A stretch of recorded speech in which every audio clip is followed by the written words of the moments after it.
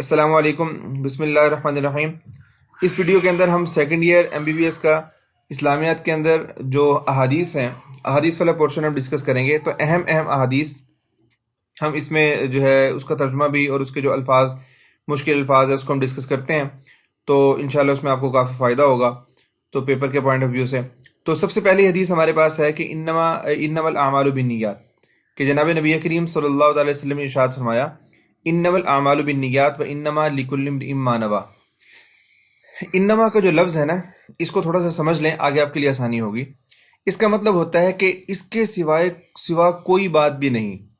مثلا میں اگر کسی کے پاس چل کر جاتا ہوں اور آپ میرے دوست ہیں، میں آپ کے پاس چل کر جاتا ہوں، آپ مجھ سے ناراض ہیں، تو آپ مجھے یہ کہتے ہیں، آپ مجھ سے یہ کہتے ہیں کہ تم کیوں آئے، تو میں آپ سے یہ کہتا ہوں کہ میں آپ کا حال احوال پوچھنے آیا ہوں، جبکہ آپ یہ میرے بارے میں سوچ رہے ہیں کہ نہیں تم مجھ سے کوئی پیسے وغیرہ لینے آئے ہو، تم مجھ سے کوئی چیز لینے آئے ہو، پیسے مانگنے آئے ہو، تمہیں ضرورت پڑی ہے تو اب تم میرے پاس آ گئے ہو، ویسے تم میرے پاس آتے نہیں ہو، تو آپ مجھ سے یہ شکوہ کرتے ہیں۔ تو میں آپ سے کہتا ہوں کہ اس کے سوا اور کوئی بات بھی نہیں ہے کہ میں صرف اور صرف آپ سے ملنے کے لیے آیا ہوں اور آپ کا حال احوال پوچھنے آیا ہوں۔ اب یہ جو صرف اور اس کے سوا کچھ بھی نہیں، یہ جو مطلب ہے نا، یہ انما کا مطلب یہ ہے۔ تو اس کے لیے آسان ہم یوں کر لیتے ہوتے ہیں کہ بے شک۔ تو اب یہاں پر نبی کریم صلی اللہ علیہ وسلم ارشاد فرما رہے ہیں کہ انما الاعمال بالنیات، یعنی اس کے سوا کوئی بات نہیں، صرف یہی بات ہے کیا کہ اعمال کا دار و مدار نیتوں پر ہوتا ہے،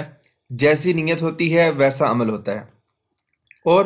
وَإِنَّمَا لِكُلِّ امْرِئٍ مَّا نَوَىٰ، اور آپ نے فرمایا کہ اس کے یہ بھی وہی انما آ گیا کہ اس کے سوا یہ پکی ٹھکی بات ہے بے شک کہ انسان کے لیے وہی کچھ ہوتا ہے، لِكُلِّ امْرِئٍ مَّا نَوَىٰ، انسان کو وہی کچھ ملتا ہے جس کی اس نے نیت کی ہوتی ہے۔ اگر ایک آدمی نماز پڑھ رہا ہے اور اس کے اندر نماز کی نیت اس کی دکھاوا ہے، تو اس کو اللہ تعالیٰ کی عبادت کرنے کا اس کا اجر نہیں ملے گا، اس کو وہ دکھاوے کا صلہ ہی ملے گا۔ تو ہم جو کام بھی اگر کر رہے ہیں، چھوٹا سا کام بھی اگر کر رہے ہیں، اس کے اندر اگر ہماری نیت ٹھیک ہوگی تو اس کا اجر بھی جیسی ہماری نیت ہوگی اس کے مطابق اللہ تعالیٰ اس کا اجر عطا فرمائیں گے۔ نیت اللہ کو راضی کرنا ہوگی تو اللہ پاک راضی ہو جائیں گے، اگر نیت ہماری جو ہے وہ لوگوں کو دکھانا ہوگا تو اللہ تعالیٰ اسی طرح ہمیں سزا عطا فرمائیں گے، ہمیں جو ہے وہ سزا ملے گی، اللہ تعالیٰ ہم سب کی حفاظت فرمائے۔ تو یہ فرمایا کہ اعمال کا دار و مدار نیتوں پر ہے، اور بے شک انسان وہی کچھ پائے گا جس کی اس نے نیت کی ہوگی۔ دوسری حدیث ہے کہ انما بعثت لاتمم حسن الاخلاق، جناب نبی کریم صلی اللہ تعالی وسلم نے ارشاد فرمایا کہ یہ بھی وہ انما، کہ اس کے سوا اور کوئی بات نہیں ہے، بے شک پکی بات ہے، اس کے سوا اور کوئی بات نہیں، کیا کہ بعثت، مجھے بھیجا گیا، مجھے مبعوث کیا گیا، لاتمم، لام کا مطلب ہوتا ہے تاکہ، لاتمم تاکہ میں مکمل کر دوں، تمام ہم کہتے ہیں تمام کرنا، مکمل کرنا، بات مکمل ہوگی، تمام ہوگی، تو لاتمم یہ وہی لفظ ہے تمام سے، کہ تاکہ میں تمام کر دوں، تاکہ میں مکمل کر دوں حسن الاخلاق، اخلاق کا حسن، اخلاق کی خوبصورتی، اعلیٰ قسم کے اخلاق، جو اخلاق سب سے خوبصورت اخلاق ہے نا، فرمایا کہ میں اس لیے مجھے بھیجا گیا ہے، بعثت، انما بعثت، مجھے اس لیے بھیجا گیا ہے تاکہ میں اعلیٰ اخلاق کی تکمیل کر دوں۔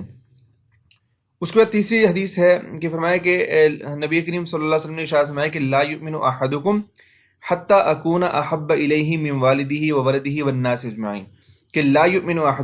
احدکم، کہ تم میں سے کوئی شخص مومن نہیں ہو سکتا، حتیٰ کہ، یہاں تک کہ، اکون، میں ہو جاؤں، احب الیہ، اس کے نزدیک سب سے زیادہ محبوب، من والدہ، اس کے جو ہے نا والدین سے، وولدہ، اور اس کی اولاد سے، والناس اجمعین، اور سارے کے سارے لوگوں سے۔ کہ کیا مطلب کہ اگر کامل ایمان چاہتے ہو تو نبی کریم صلی اللہ علیہ وسلم سے جو محبت ہے وہ دنیا جہان کی ساری محبتوں سے سب سے زیادہ محبت نبی پاک صلی اللہ علیہ وسلم سے ہونی چاہیے۔ اس کے بغیر انسان مکمل ایمان والا نہیں ہو سکتا، اس کا ایمان کامل نہیں ہو سکتا۔ اس کے بعد حدیث ہے ہمارے پاس کہ لا یؤمن احدکم حتی یحب لاخیہ ما یحب لنفسہ، کہ یہاں وہی بات کہ لا یؤمن احدکم، کہ نبی کریم صلی اللہ علیہ وسلم نے ارشاد فرمایا کہ تم میں سے کوئی شخص اس وقت تک مومن نہیں ہو سکتا، کیا مطلب کہ ایمان تو لے آیا، اب ایمان لانے کے بعد جو پچھلی حدیث میں بھی ہے، اس حدیث میں آپ نے فرمایا کہ لا یؤمن احدکم، کہ تم میں سے کوئی شخص کوئی مومن نہیں ہو سکتا، نہیں، اب یہ والی بات، یہ بات کو آپ نبی کریم صلی اللہ علیہ وسلم کس کو فرما رہے ہیں؟ صحابہ کرام کو ارشاد فرما رہے ہیں، اور وہ پہلے سے ایمان والے ہیں، ٹھیک ہے۔ تو مطلب یہ ہے کہ ایمان کا جو اعلیٰ درجہ ہے، کامل ایمان جو ہے، مکمل ایمان، اس وقت تک نہیں ہو سکتا جب تک یہ صفات نہ پائی جائیں۔ ان میں سے فرمایا کہ تم میں سے کوئی شخص اس وقت تک مومن نہیں ہو سکتا حتیٰ یحب لأخیہ، حتیٰ کہ یہاں تک کہ وہ جو ہے پسند کرے اپنے بھائی کے لیے ما وہ چیز یحب لنفسہ جو وہ اپنے آپ کے لیے پسند کرتا ہے، جو اپنے لیے پسند کرتا ہے وہی اپنے بھائی کے لیے پسند کرے، تو تب وہ مومن ہو سکتا ہے، ورنہ اس وقت تک کامل ایمان والا نہیں ہو سکتا۔ تیسری اس کے بعد جو ہے حدیث پاک میں پانچویں حدیث جو ہے نبی کریم صلی اللہ علیہ وسلم نے ارشاد فرمایا کہ المسلم من سلم المسلمون من لسانہ ویدی۔ یہاں پر آپ نے مسلمان کی تعریف بیان کی کہ مسلمان کون ہے، اس کی ڈیفینیشن بیان فرما رہے ہیں۔ فرمایا کہ المسلم مسلمان تو وہ شخص ہے کہ من وہ شخص ہے، من کا مطلب وہ شخص، ٹھیک ہے، سلیم المسلمون کہ مسلمان محفوظ رہیں، جو دوسرے مسلمان ہیں وہ محفوظ رہیں، من لسانہ اس کی زبان سے، و یدہ اس کے ہاتھ سے۔ اب کیا مطلب کہ انسان جو بھی اپنے کام کرتا ہے، حالانکہ ہونا تو جس طرح آپ فرما رہے ہیں کہ لسانہ و یدہ کہ صرف جسم کے جو اعضاء ہیں، اتنے سارے اعضاء میں سے آپ نے صرف دو باتوں کو ارشاد فرمایا کہ زبان اور جو ہے وہ ہاتھ۔ اگر ہم دیکھیں تو انسان دوسرے کو جو تکلیف پہنچاتا ہے وہ ان دو چیزوں سے زیادہ پہنچائی جاتی ہے، ٹھیک ہے۔ ہاتھ سے انسان اگر مار پیٹ ہو تو ہاتھ سے ہوتی ہے، گلم گلوچ ہو، کسی کو کوئی زبان سے تکلیف پہنچانا ہو، کوئی تانا ہو، غیبت ہو، وہ ساری کی ساری زبان سے ہوتی ہیں، اور اس لیے آپ نے ان دو باتوں کو ارشاد فرمایا۔ اور اس کا مطلب جو ہے یہ ہے کہ من لسانہ، لسان سے مراد زبان، کہ زبان سے ہونے والی جتنی بھی تکلیفیں ہیں، چاہے وہ اس کو منہ چڑھانا ہی کیوں نہ ہو، زبان سے اس کو جو ہے وہ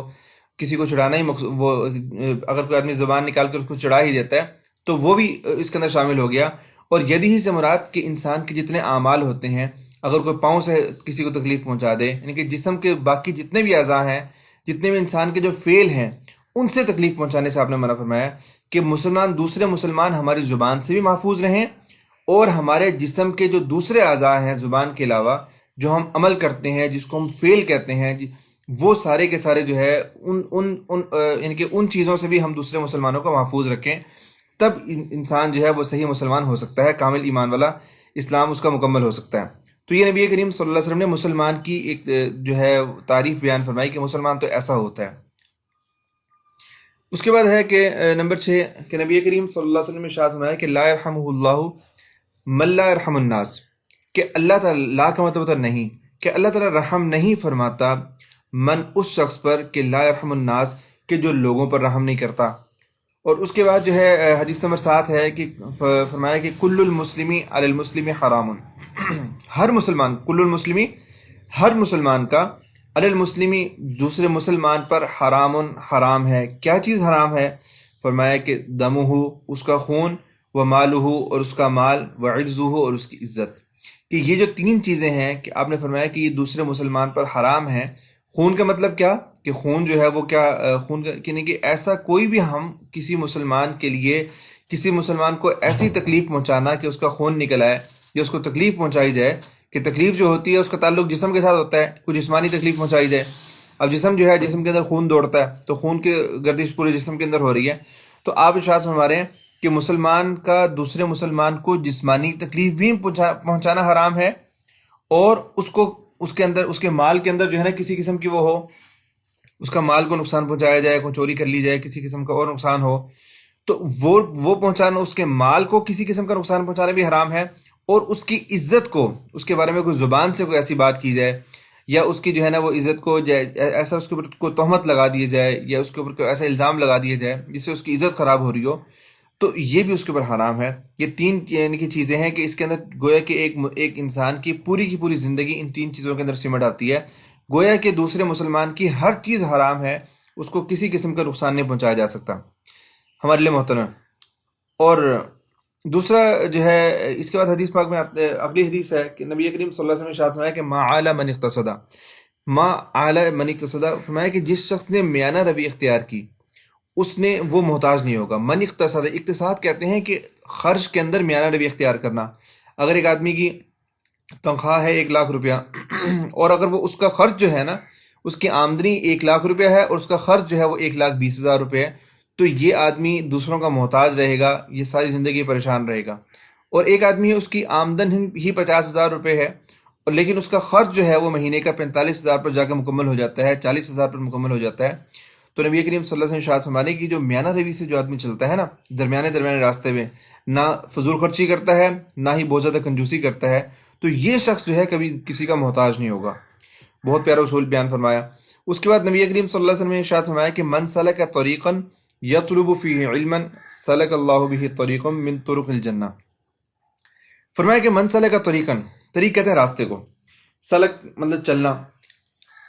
فرمایا کہ من سلک طریقا کہ جو شخص طریقاً کسی راستے پر چلا، ایسا راستہ یا کسی راستے پر چلا کہ یطلب فیہ علما کہ اس کے اندر وہ علم حاصل کرنا چاہتا تھا، علم کی طلب کرنے کے لیے کسی راستے پر چلا، ہم کسی علم حاصل کرنے جا رہے ہیں تو راستے پر چل کے جاتے ہیں نا، ایک جگہ سے دوسری جگہ سفر کر رہے ہیں، تو فرمایا کہ علم حاصل کرنے کے لیے کسی شخص نے کوئی سفر کیا جو چل کر جا رہا ہے نا، تو سلک اللہ بہ طریقا من طرق الجنہ، تو اللہ تعالیٰ اسے جنت کے راستوں میں سے کسی راستے پر چلاتا ہے۔ تو اللہ پاک اس کو، اب وہ اس کے قدم یہاں پر دنیا پہ لگ رہے ہیں، تو گویا کہ اب وہ جنت کی طرف جو درجات ہیں اس کے اندر وہ چل رہا ہے، اور وہ جنت کی طرف اپنے درجات کو بلند کرتا جا رہا ہے۔ اللہ تعالیٰ کو علم حاصل کرنا اتنا مقصود ہے۔ مثلا ہمیں کوئی مسئلہ پیش آ گیا، ہم نے اس مسئلے کے بارے میں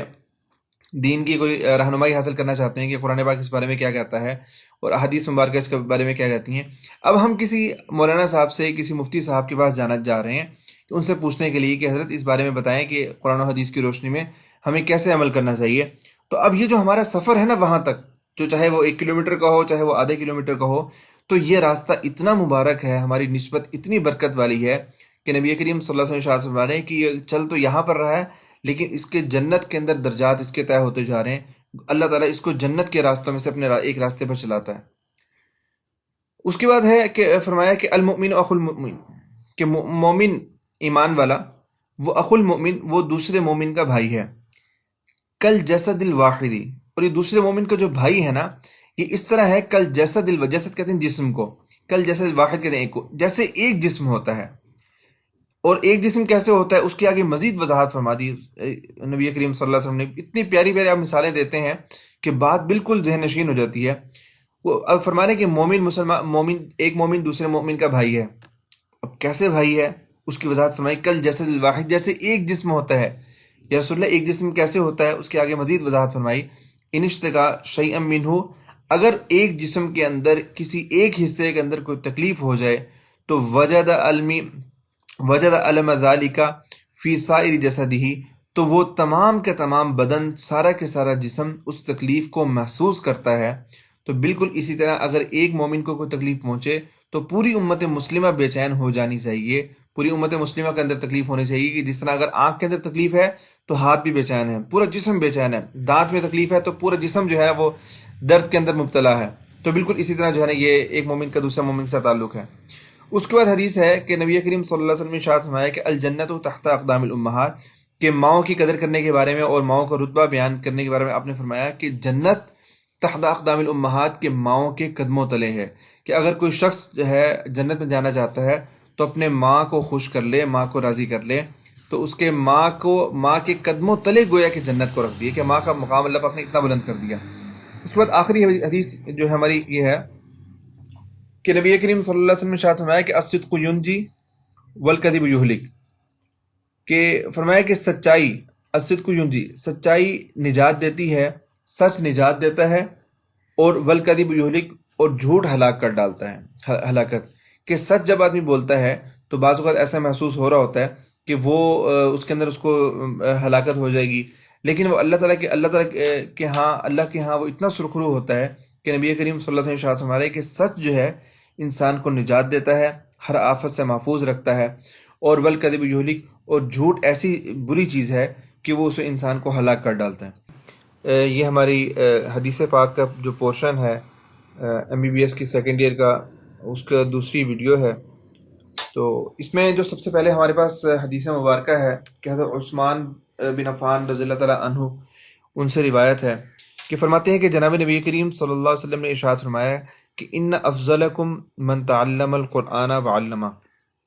ان کا مطلب بے شک، فرمایا کہ افضلکم، کہ سب سے زیادہ فضیلت والا، سب سے بہتر، جو ڈگریز ہوتی ہیں اس میں جو سب سے اوپر والی ڈگری ہوتی ہے یہ اچھا، بہت اچھا، بہترین. تو یہ افضلہ کا جو لفظ ہے نا، افضلہ، یہ اسم عربی زبان کے اندر اسم تفضیل اس کو کہتے ہیں. تو اسم تفضیل کا مطلب یہ ہوتا ہے کہ سب سے بلند درجہ جو ہوتا ہے، کہ سب سے اعلیٰ ڈگری جو ہے اس کو اسم تفضیل کہتے ہیں. تو یہ افضلہ کا لفظ یہ وہ ہے. تو آپ فرما رہے ہیں کہ ان افضلکم، کہ تم میں سب سے زیادہ بہتر، سب سے بہتر شخص، بہترین شخص وہ ہے کہ وہ شخص ہے کہ تعلم القرآن، جس نے قرآن پاک کو سیکھا، وعلمہ، اور اس کو سکھایا. تعلم کا مطلب سیکھنا، علامہ کا مطلب سکھانا، کہ جس نے قرآن پاک کو سیکھا، خود سیکھا اور پھر اس کو آگے سکھایا. اور مزے کی بات یہ ہے کہ حضرت عثمان بن عفان رضی اللہ عنہ خود قرآن پاک کے سب سے پہلے قرآن پاک کے جو حافظ ہیں حضرت عثمان بن عفان رضی اللہ عنہ ہیں. اور قرآن پاک کے ساتھ جامع القرآن بھی ہیں کہ پوری امت کو انہوں نے ایک قرآن پاک کے اوپر جمع کیا. تو یہ اس میں حدیث پاک میں بیان فرمایا. تو دوسری حدیث ہے کہ حضرت عائشہ صدیقہ رضی اللہ تعالیٰ عنہا سے مروی ہے، فرماتی ہیں کہ نبی کریم صلی اللہ تعالیٰ علیہ وسلم نے ارشاد فرمایا کہ الماہر بالقرآن، یہ قرآن پاک کا ماہر، قرآن پاک کا جو عالم ہے، قرآن پاک کا باعمل حافظ ہے، قرآن پاک کا جو علوم کے اوپر دسترس رکھتا ہے، قرآن پاک کو جاننے والا. فرمایا الماہر بالقرآن، قرآن پاک کا ماہر، مع السفرۃ الکرام البررہ، ان فرشتوں کے ساتھ، ان برکت والے مبارک، ان جو ہے وہ بزرگ فرشتوں کے ساتھ ہوگا کہ جو لوح محفوظ کے پاس لکھتے رہتے ہیں. جو اللہ تعالیٰ کی لوح محفوظ ہے، ایک لوح محفوظ اللہ تعالیٰ کی ایک تختی ہے، پورا اللہ پاک نے ریکارڈ رکھا ہوا ہے اس کے اندر، اور اس میں قلم ہے اور لوح ہے، وہ سارے کی ساری پوری دنیا کے اللہ پاک نے اس میں آئندہ پیش آنے والے حالات بھی سارے لکھے ہوئے ہیں. تو اس کو جو لکھنے والے فرشتے ہیں نا، تو یہ جو قرآن پاک کا جو ماہر ہے، اس کا درجہ جو ہے وہ ان فرشتوں کے ساتھ ہے. اس طرح وہ اللہ تعالیٰ کے مقرب ہیں، قریب ہیں، اس طرح یہ بھی اللہ تعالیٰ کی قربت میں ہیں. اور فرمایا کہ والذی یقرأ القرآن، اور وہ شخص کہ جو قرآن پاک کو پڑھتا ہے، وَيَتَتَعْتَعُ فِيهِ، اور اس کے اندر اس کو پڑھنے میں رکاوٹ پیش آتی ہے، اٹکتا ہے، لیکن وہ ہمت نہیں ہارتا. وہ اٹک کے اتنی اس کو محبت ہے پڑھنے کے ساتھ،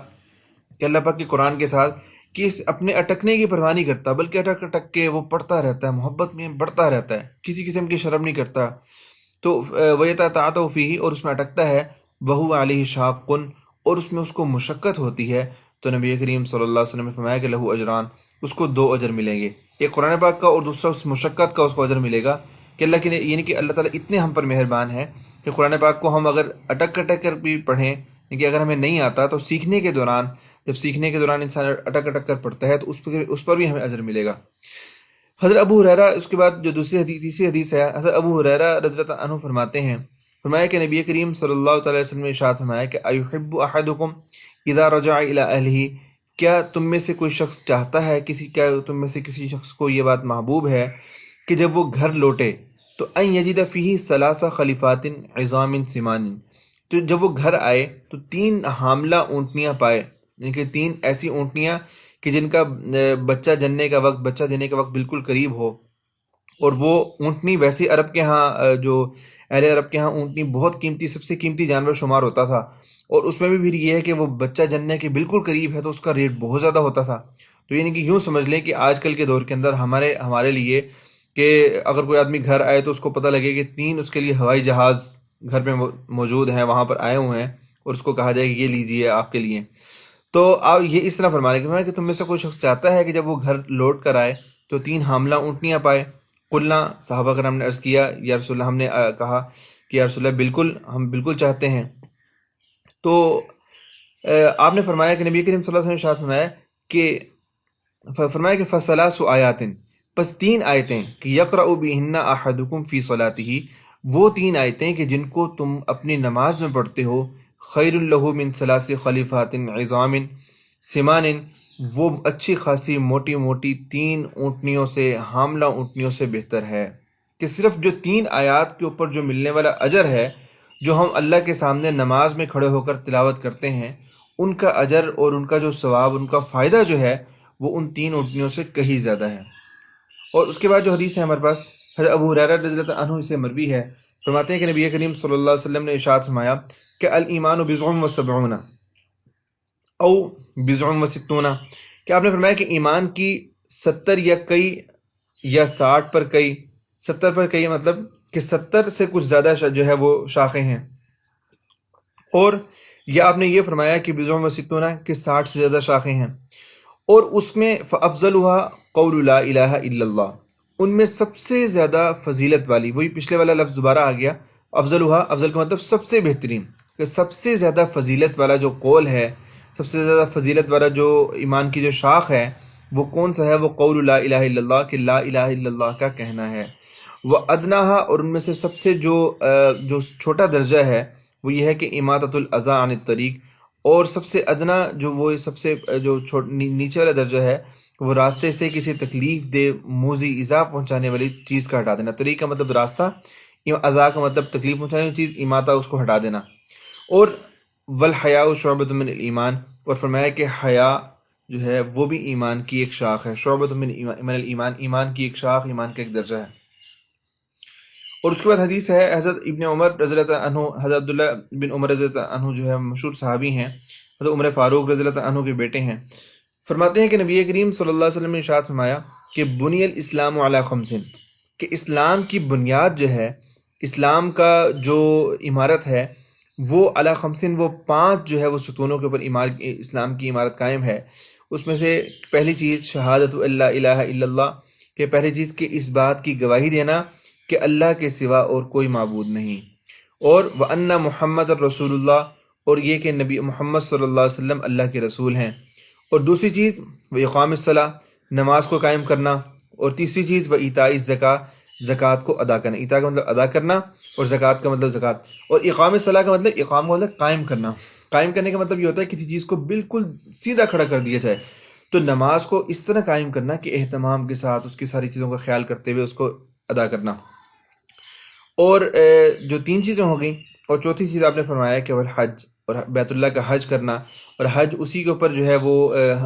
جو جس شخص کے اوپر حج فرض ہوگا وہی حج کرے گا۔ حج فرض ہونے کے لیے یہ ہے کہ اس کے پاس اتنے پیسے ہوں کہ وہ حج پر جا سکتا ہو، اور گھر والوں کے لیے پیچھے بھی دے کے جا سکتا ہو، اتنا اس کے پاس خرچ ہو۔ اگر وہ خاتون ہیں تو ان کے لیے ان کے پاس اتنے پیسے ہوں کہ اپنا بھی خرچ کر سکتی ہوں، اور ساتھ جو ان کے ساتھ جو کوئی محرم ان کا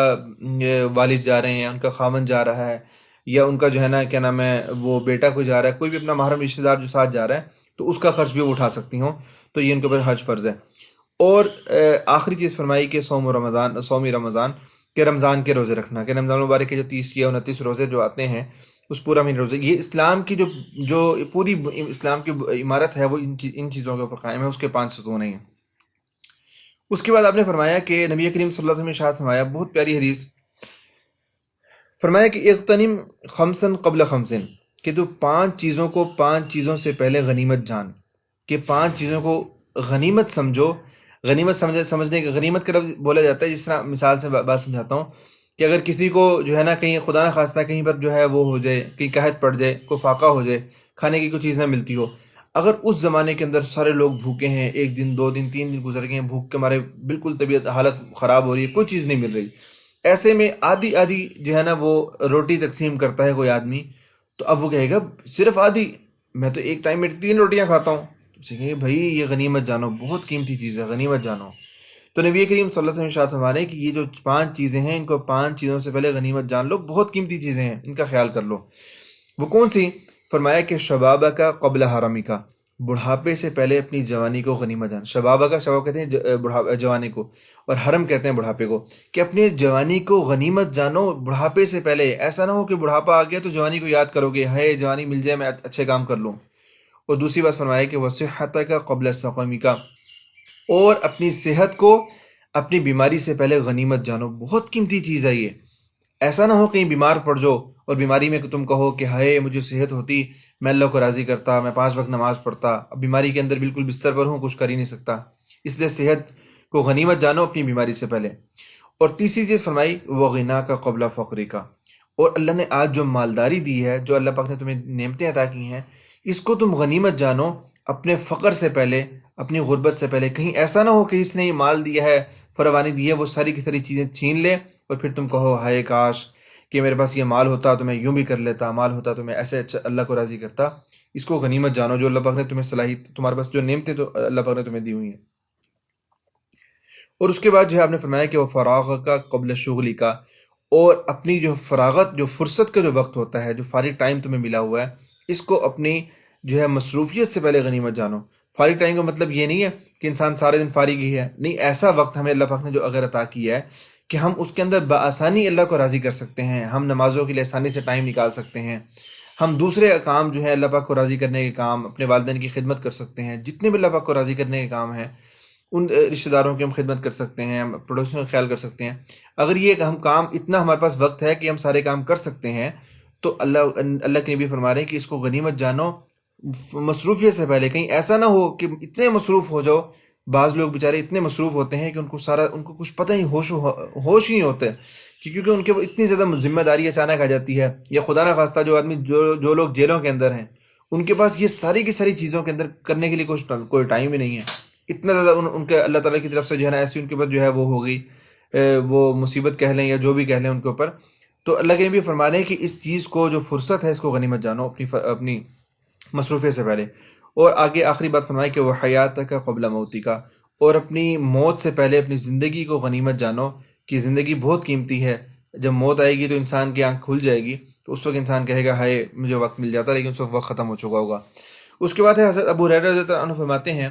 کہ نبی کریم صلی اللہ علیہ وسلم نے ارشاد فرمایا کہ لا یلدغ المؤمن من جحر واحد مرتين، کہ مومن کو لا یلدغ المؤمن کو مومن نہیں ڈسا جاتا، من جحر واحد، جحر کہتے ہیں سوراخ کو، واحد ایک، مرتين دو مرتبہ، کہ مومن کو ایک سوراخ سے دو بار نہیں ڈسا جا سکتا، اس کو ڈنگ نہیں لگ سکتا۔ کیا مطلب کہ مومن جو ہوتا ہے بڑا سمجھدار ہوتا ہے، اگر اس کو کہیں ایک جگہ سے کوئی دھوکہ مل جاتا ہے تو اس غلطی کو وہ دوبارہ نہیں کرتا، تو اس لیے وہ بڑا محتاط ہوتا ہے، دنیا کے معاملات کے اندر بھی، دین کے معاملات کے اندر بڑا محتاط ہو کر چلتا ہے۔ ایسے نہیں کہ بس اس کو جو ہے اگر ایک جگہ سے اس کو نقصان پہنچتا ہے تو دوبارہ اس طرف نہیں جاتا وہ۔ اور اس کے بعد حدیث پاک میں آتا ہے کہ حضرت سہل بن سعد سعدی رضی اللہ عنہ فرماتے ہیں کہ نبی کریم صلی اللہ علیہ وسلم نے ارشاد فرمایا کہ الانات من اللہ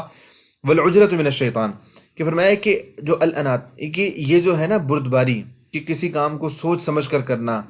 اور بڑے دھیمے انداز میں کرنا، دھیمے اس کے ہر کام کو سوچنا سمجھنا، پھونک پھونک کر قدم اٹھانا، یہ جو بردباری ہے، حوصلہ جو ہے یہ اللہ تعالیٰ کی طرف سے ہوتا ہے۔ اور والعجلۃ من الشیطان، اور جو جلد بازی ہے وہ شیطان کی طرف سے ہوتی ہے، کہ انسان کسی کام کے اندر جلد بازی اختیار کر لے تو جلد بازی شیطان کی طرف سے ہوتی ہے، اور یہ بردباری اللہ تعالیٰ کی طرف سے ہے، تو ہمیں بردباری اپنانی چاہیے۔ حضرت ابو موسیٰ، اس کے بعد ہے حضرت ابو موسیٰ رضی اللہ عنہ فرماتے ہیں کہ نبی کریم صلی اللہ علیہ وسلم نے ارشاد فرمایا کہ اطعم الجاعیہ،